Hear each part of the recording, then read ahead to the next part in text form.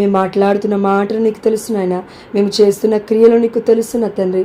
అయా మేము పాపులం అయ్యా. అయా నీ యొక్క నామాన్ని కూడా స్మరించడానికి అర్హత లేని వాళ్ళము నా తండ్రి. ఆయనను దేవా నీవు పేరు పెట్టి పిలుచుకున్నావయ్యా. మమ్మల్ని అందరినీ నీ బిడ్డలుగా నువ్వు ఎన్నుకున్నావు తండ్రి. అందుని బట్టి నీకు స్తోత్రమయ్యా.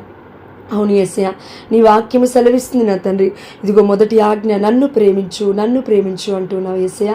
అయ్యా మాకైతే తండ్రి కొంతమందికి నిన్ను ఎలా ప్రేమించాలో కూడా అర్థం కాని సిచ్యువేషన్లో ఉన్నాము తండ్రి. ప్రార్థిస్తూ ఉన్నామయ్యా. అవును తండ్రి, మీరు గొప్ప ఆశీర్వాదాన్ని మాకు దయచేస్తున్నారు. కానీ అయ్యా సరెండరింగ్ అంటే మాకు తెలియట్లేదు. మిమ్మల్ని ఎలా ప్రేమించాలో మాకు అర్థం కావట్లేదు. మిమ్మల్ని మీ యొక్క సన్నిధికి ఎలా వచ్చి మిమ్మల్ని గోజారాలో మాకు అర్థం కావట్లేదు నాయన. అయ్యా మాకు జ్ఞానాన్ని దయచేయండి నా తండ్రి. అయ్యా మాలో ఉన్న ప్రతి ఒక్క కల్మషాన్ని, ప్రతి ఒక్క కపటాన్ని, ప్రతి ఒక్క హృదయ నేత్రాన్ని యేసయ్య మీ చిత్తానుసారంగా తండ్రి ఓపెన్ చేయమని మిమ్మల్ని అడుగుచున్నాను తండ్రి.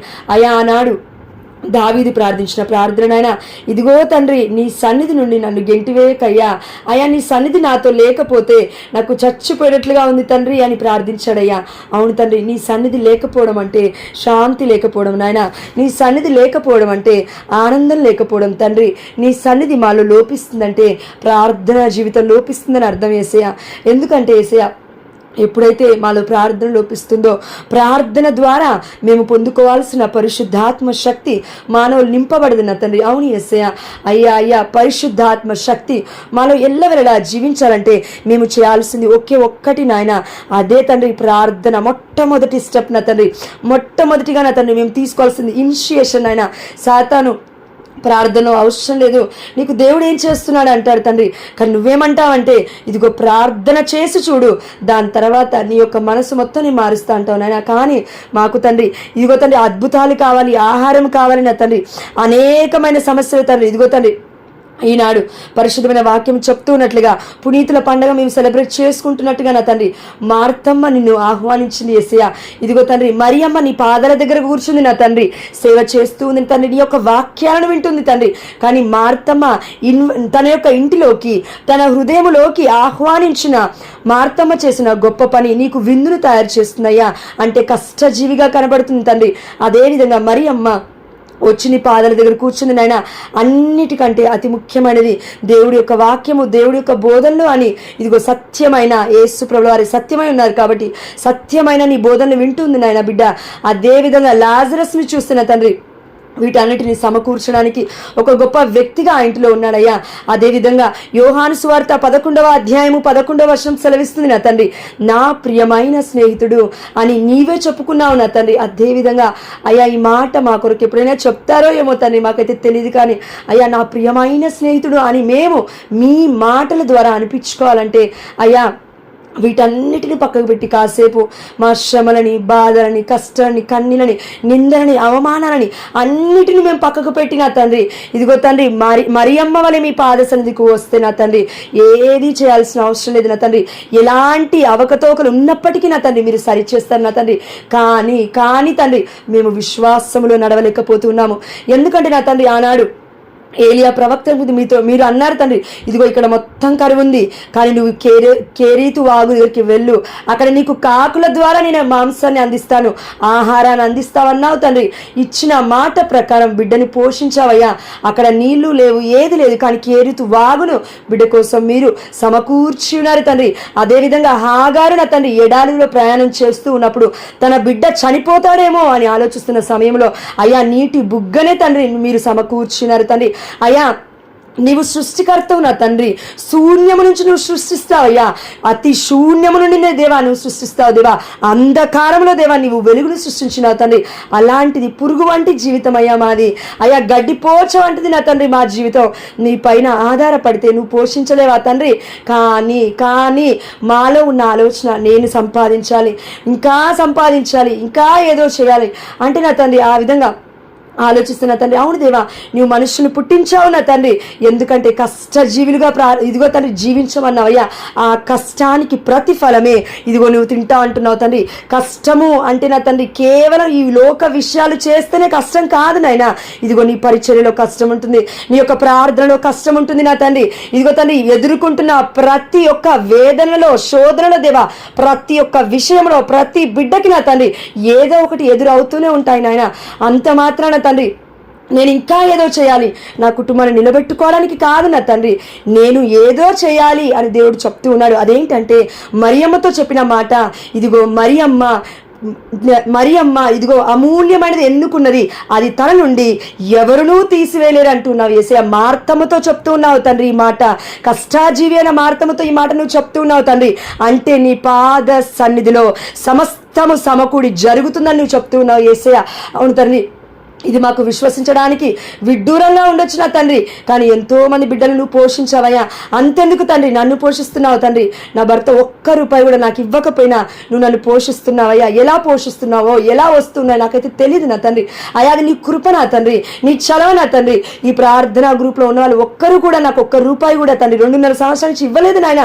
ఎందుకంటే నేను ప్రార్థన గ్రూప్ పైన డిపెండ్ అవ్వలేదు నా తండ్రి, నీ పైన ఆధారపడి ఉన్నాను నాయన.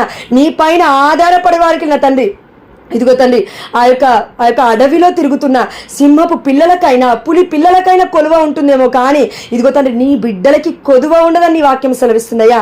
అయ్యా నువ్వు ఒక్కసారి వాగ్దానం ఇచ్చావంటే భూమి ఆకాశం గతించను, నా మాటలు ఎన్నడూ గతించవన్నావు తండ్రి. ఎక్కడికయ్యా మేము వెళ్ళేది, ఎందుకయ్యా మేము చూసేది, జాబ్ అని, బిజినెస్ అని, ఇంకేదో అని తండ్రి. అవును యేసయ్య, అనేక ఆలోచనతో అనేకమైన పనులతో సతమతమవుతున్నాం తండ్రి. మార్తమ్మ వలె అయ్యా మాలో ఉన్న అలజడి, ఆ యొక్క ఆలోచన నేను చేస్తే ఏదో ఒకటి అవుతుంది అనే ఆలోచన, కానీ యేసయ్య మేము ఒంటరిగా చేస్తే అది అవ్వదు నా తండ్రి. నా పార్ట్నర్షిప్, నా బిజినెస్ మ్యాన్ నాతో ఉన్నాడు, అతను ఎవరో కాదు నా తండ్రే అని ఎప్పుడైతే మేము రియలైజ్ అయ్యి నీతో పాటు పార్ట్నర్షిప్గా నా తండ్రి మీరు 80% మీరే చేస్తానైనా, 20% మా అంతటా మేముగా కదలాలి నా తండ్రి. గుడ్డి వాళ్ళలాగా, కుంటి వాళ్ళలాగా తండ్రి, అనారోగ్యస్తులుగా నా తండ్రి, పక్షవాత రోగుల్లాగా నా తండ్రి ఒక దగ్గర మేము కూర్చోవద్దు నాయన, ఒకే పనితో మేము ముందుకు వెళ్ళొద్దు నా తండ్రి. ఇదిగో దేవా మీ వాక్యాన్ని పట్టుకోవాలన్న తండ్రి, ఎందుకంటే వాక్యం సెలవిస్తున్న తండ్రి 119వ కీర్తనలో దేవా, ఇదిగో నా యొక్క వాక్యము నీ త్రోవకు వెలుగు అంటూ ఉన్నావు యేసయ్య. నీ యొక్క పాదాలకి దీపమై ఉన్నది అంటున్నావు తండ్రి. పాదాలకి దీపం పెట్టుకోకుండా ముందుకు వెళ్తూ ఉంటే వెలుగు ఎలా వస్తుంది నా తండ్రి?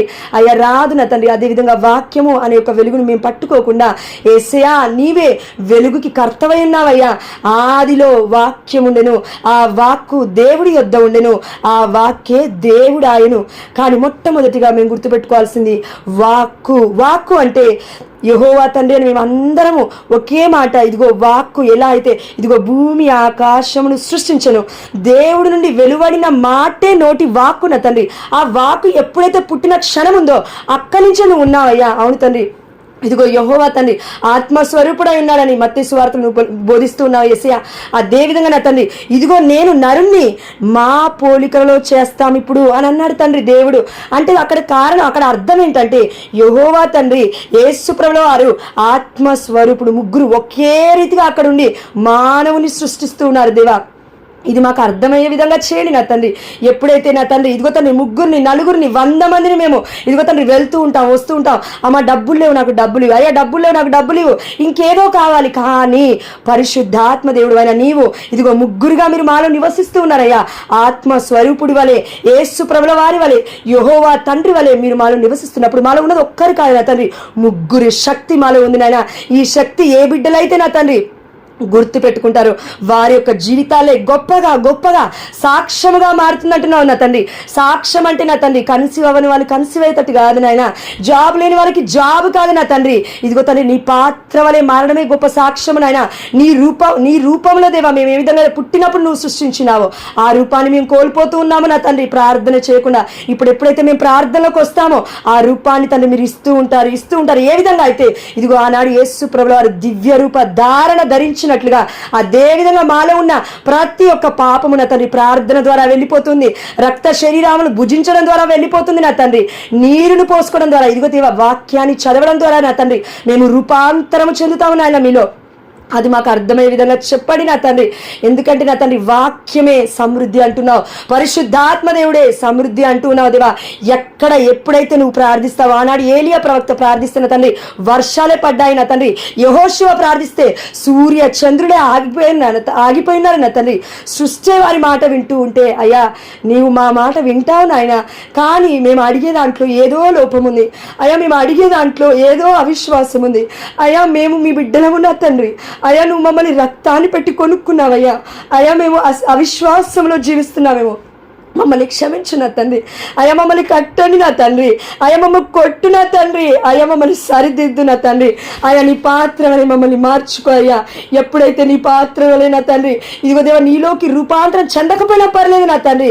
అయ్యా ఒక తీర్మానం మేము తీసుకోవాలి. ఇదిగో ఇప్పటి నుంచి ఈ క్షణం నుండి నా తండ్రిని నేను ప్రేమిస్తాను అని గట్టి పట్టుదలతో నా తండ్రి ప్రార్థన చేయడం స్టార్ట్ చేస్తాము.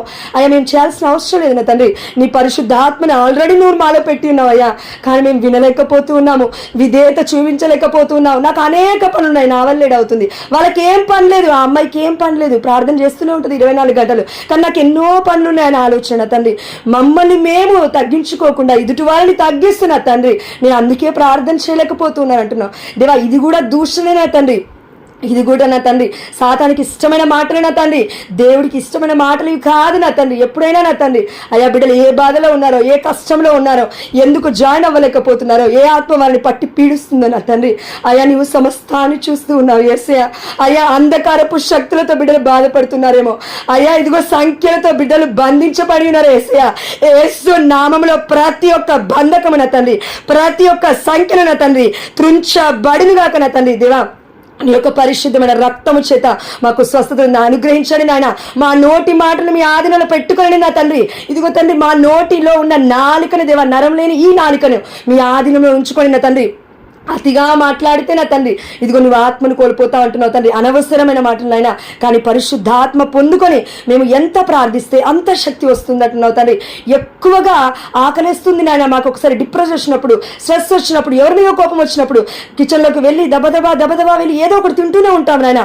ఎక్కువగా ఆహారం తింటూ ఉన్నాము, ఎక్కువగా టీ తాగుతూ ఉన్నాము, లేకపోతే ఎక్కువగా ఏదో కావాలని ఆలోచిస్తున్నాం. కానీ ఎక్కువగా నాకు కావాల్సింది ప్రార్థన అని, ఎక్కువగా నాకు కావాల్సింది వాక్యం అని, ఎక్కువగా నాకు కావాల్సింది పరిశుద్ధాత్ముడి యొక్క సన్నిధి అని అయ్యా. ఎక్కువగా కావాల్సింది నువ్వు ఆ స్లీవలో, ఆ కల్వరి గిరిలో నీ రక్తాన్ని, నీ శరీరాన్ని బలిగా అర్పించావని విషయాన్ని మేము మర్చిపోయినామయ్యా.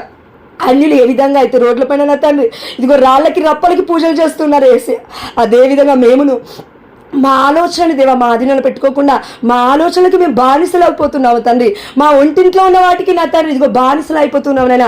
టీ లేకపోతే, కాఫీ లేకపోతే, ఫుడ్ లేకపోతే, బిస్కెట్ లేకపోతే, ఇంకేదో లేకపోతే నా వల్ల కావట్లేదు అని అంటున్నాం. కానీ వాక్యం దగ్గరికి వచ్చి చూస్తే అర్థమవుతుంది తండ్రి. ప్రతి వ్యసనమునైనా, ప్రతి బాధన తండ్రి, ప్రతి నిట్టూర్పున తండ్రి నువ్వు తీసేస్తావయ్యా. కానీ వాక్యం అనే వెలుగుని మేము పట్టుకోవట్లేదు. మా దగ్గర అందరి దగ్గర బైబిల్స్ ఉన్నాయి నా తండ్రి.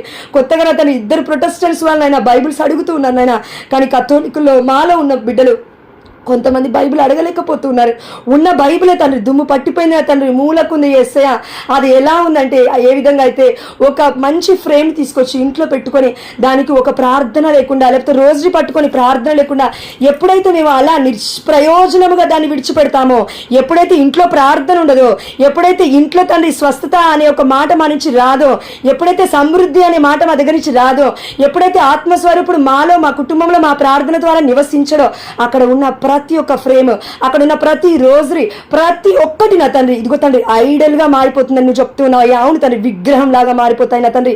ఎప్పుడైతే నువ్వు ప్రార్థిస్తావో వాటిపైన అభిషేకం వస్తుంది. ఎప్పుడైతే మనము ఇదిగో దేవుని అడుగుతామో ఇంట్లోకి అభిషేకం వస్తుంది. ఇంట్లోకి ఆత్మ స్వరూపుడైన మన దేవుడు నివసిస్తాడు. మొట్టమొదటిగా ఇదిగో దేవదూతల సన్నిధి అక్కడికి దిగి వస్తుంది. పరిశుద్ధుల ప్రార్థనలు అక్కడికి దిగి వస్తాయి. ఇదిగో తండ్రి ఏ విధంగా మీ వాక్యం సెలవిస్తుందో దర్శన గ్రంథంలో ఇదిగో పునీతుల మధ్యస్థ ప్రార్థనలు సలుపుతూ ఉన్నారు. ఎవరి కోసం సలుపుతూ ఉన్నారు నాయన? మా కోసం సలుపుతూ ఉన్నారు నాయన. ఒక్క పునీతుడి పేరు కూడా మాకు తెలియదు నా తండ్రి. దానికి కారణం ఏంటంటే నాకు అన్నీ తెలుసు, క్యాథలిక్ని, ఇదిగో నామకార్థ క్రైస్తవుని, ఇంకా నాకెందుకు ఎవరో చెప్పేదని ఆలోచన ఆయన. అయ్యా మా బుద్ధులు మారాలన్న తండ్రి, మా బ్రతుకులు మారాలంటే అది ఏదో మ్యాజిక్ కాదు నాయన, మ్యాజిక్ షో కాదు నా తండ్రి అలా వచ్చిపోవడానికి. ఇది నిజం నానది నా తండ్రి, అవును ఇది ట్రూత్ నా తండ్రి. నువ్వంటేనే నిజము, నువ్వంటేనే సత్యము, నువ్వంటేనే జీవము.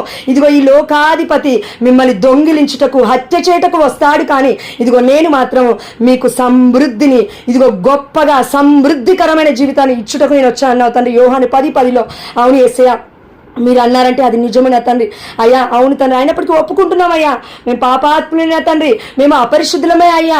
అపరిశుద్ధాత్మను మా నుంచి తొలగించి, అనే అహంకారాన్ని మా దగ్గర నుంచి తీసేసి, గర్వాన్ని మా దగ్గర నుంచి తీసేసి, అసూయని మా దగ్గర నుంచి తీసేసిన తండ్రి, పాప మన్నింపు లేని మనస్తత్వాన్ని మా అందరి దగ్గర నుంచి తీసేసి అయ్యా, నీ ఆత్మశక్తితో మమ్మల్ని నింపిన తండ్రి. ఇదిగో తండ్రి దేవా, ఆత్మస్వరూపుడైన మీరు మాలో నివసించండి నా తండ్రి. అయ్యా నువ్వు అడిగితే వచ్చే దేవుడవు, అడిగితే వచ్చే దేవుడవు నా తండ్రి. చెవిటివాడు కాదు నాయన, గుడ్డివాడవు కాదు నా తండ్రి. అయ్యా మా ప్రార్థనలు నీకు వినబడుతూ ఉన్నాయి తండ్రి, అందుకే ఇప్పటికైనా మేము బ్రతికి ఉన్నాం నాయన. నిన్నటి రోజున నేను పోస్ట్ చూస్తున్నాను తండ్రి, ఇదిగో తండ్రి బార్డర్స్లో దేవా 2 పెద్ద వ్యక్తులు కాళ్ళు పోయాయి నా తండ్రి. అయినప్పటికీ ఎప్పటిదో నా తండ్రి న్యూస్ అయినప్పటికీ బిడ్డలకి కాళ్ళు లేకపోయినా చనిపోయేంత వరకు బార్డర్లో మేము ఉంటా అంటున్నారయ్యా. అదేవిధంగా మాకు కాళ్ళు ఉన్నాయి, మాకు చేతులు ఉన్నాయి, మాకు అన్ని ఆలోచనలు సక్రమంగా ఉన్నాయి, జ్ఞానం ఉంది, ప్రతిదీ ఉంది, కానీ మేము నీ కోసము పరిగెట్టలేకపోతూ ఉన్నామయ్యా. నీ కోసము నా తండ్రి ఇదిగో తండ్రి పాలు తాగే పిల్లల వల్లే తండ్రి అక్కడే పడుకున్నాం నిన్నాము తండ్రి. సంవత్సరం అవుతుంది, 2 సంవత్సరాలు అవుతుంది, లేవట్లేము నాయన, కూర్చోట్లేము నా తండ్రి, నడవట్లేము నా తండ్రి, అసలు పరిగెట్టట్లేదు నా తండ్రి. దానికి కారణం ఒకటే నాయన, ఇంకనూ నేను చిన్న పిల్లవాడినే అని ఆలోచిస్తున్నాం తండ్రి, కానీ వాక్యం దగ్గరికి మేము రాలేకపోతున్నాం. అందుని బట్టి మమ్మల్ని క్షమించిన తండ్రి. పుట్టిన బిడ్డ నా తండ్రి, అయినప్పటికీ నా తండ్రి ఇగో కన్సీవ్ అయిన బిడ్డ 9 నెలలు ఆగాలైనా, అదేవిధంగా మేమును ఆగాలి నా తండ్రి. కానీ పుట్టిన తర్వాత ఆగడు నా తండ్రి. ఆ కుమారుడు కానీ ఆ పాపే కానీ ఇదిగో పెరుగుతూ ఉంటుంది, రోజు నూతన అభివృద్ధి చెందుతూ ఉంటుంది. అదేవిధంగా నా తండ్రి క్రైస్తవ బిడ్డలలో నూతన మార్పులు దయచేయమని మనం అడుగుచున్నానయ్యా. ఇదిగో తండ్రి నిర్జీవమైన ఆత్మల వలె కాకుండా నా తండ్రి పరిశుద్ధమైన ఆత్మని పొందుకొని యేసయ్యా నీ బిడ్డలుగా జీవించే కృపను మాకు దాయిచ్చేయండి నా తండ్రి. అయ్యా ఇది చెప్పడం ఈజీ, కానీ చేయడం కష్టం నా తండ్రి. అయినప్పటికీ ఆ కార్యం మాది కాదు నాయన, నీ ఆత్మ కార్యము నువ్వు ముందు నేను నడిపిస్తా అని విశ్వసిస్తున్నాము తండ్రి. దేవా ఎక్కువ సమయం తీసుకున్నందుకు నన్ను క్షమించండి నా తండ్రి. అయ్యా అదేవిధంగా వాక్యాన్ని చెప్పబోతూ ఉన్న ఫాతిమరెడ్డి అన్నయ్యని దీవించండి వేసే ఆ బిడ్డను ఇంకను మీ యొక్క అభిషేకంతో నింపమని, ఎంతో మందికి ఆశీర్వాదకరంగా దేవా బిడ్డని మార్చబోతున్నందుకు మీకే వేలాది వందనాలు చెల్లిస్తూ అయ్యా బిడ్డని మీరు ఆకర్షించండి నా తండ్రి. ఏ బిడ్డలైతే జాయిన్ అవ్వలేకపోతున్నారో సిగ్నల్ ప్రాబ్లమ్స్ వల్ల బిడ్డలందరినీ మీరు ఆకర్షింపజేయమని, బిడ్డలందరికీ మంచి మనస్సుని దాయిచ్చమని, వాక్యాన్ని వినే ఒక గొప్ప అర్హతను మా అందరికీ దాయిచ్చమని, యోగ్యకరమైన జీవితాన్ని జీవించుటకు మాకు యోగ్యకరమైన మీ యొక్క గొప్ప కృపా వరములతో, ఆత్మ ఫలాలతో, ఆత్మ వరాలతో మమ్మల్ని నింపి వాక్యం వినడానికి మాకు శక్తిని సామర్థ్యాన్ని దయచేస్తారని, ఈ వాక్యం వింటుండగా నా తండ్రి దైవ రాజ్యము మా హృదయంలో ఏర్పడినగాక నా తండ్రి. నీ యొక్క పరలోక రాజ్యం ఈ యొక్క సన్నిధిలోకి దిగి వచ్చినగాక నా తండ్రి. వాక్యం వింటుంటేనే నా తండ్రి అద్భుతాలు జరుగునుగాక నా తండ్రి. అయ్యా మీ యొక్క వాక్యమే స్వస్థత అంటున్నావు కాబట్టి నీ వాక్యాన్ని మా హృదయంలో లిఖించుకునే కృపను మా అందరికీ దాయిచేబుతున్నలకు మీకే సమస్త ఘనత మహిమ ప్రభావములు చెల్లిస్తూ అమ్మ మరియ తల్లి మధ్యస్థ ప్రార్థన ద్వారా ఈరోజు పండుగ జరుపుకుంటున్న పునీత మార్తమ్మ మరియమ్మల లాజరస్ మధ్యస్థ ప్రార్థన ద్వారా కూడా యేసు అతి పరిశుద్ధమైన నామములో, శ్రేష్టమైన నామములో, ఘనమైన నామములో అడిగి పొందుకుంటున్నాము మా ప్రియ పరలోకపు తండ్రి. ఆమేన్.